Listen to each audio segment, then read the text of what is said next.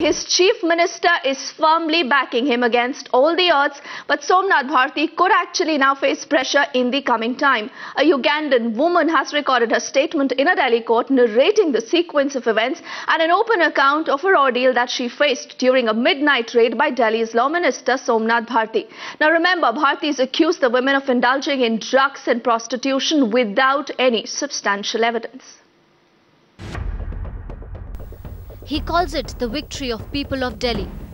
After partial consideration for his demands, Delhi Chief Minister Arvind Kejriwal wound up his Rail Bhavan drama that revolved around the midnight raids of Delhi Law Minister Somnath Bharti.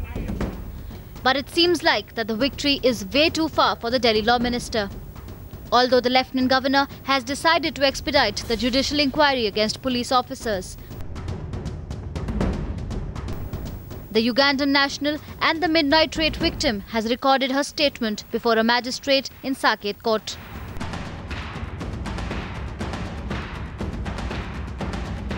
More trouble for Delhi Law Minister.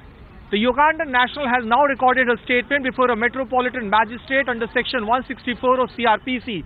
She in fact said that she can recognize the person who misbehaved with her in Malviya Nagar. We were harassed, we were beaten.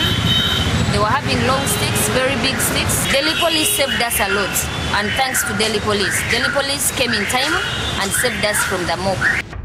Arvind Kejriwal's defense for his defiant minister through the Dharna kiosk has already invited staunch criticism from many across the country.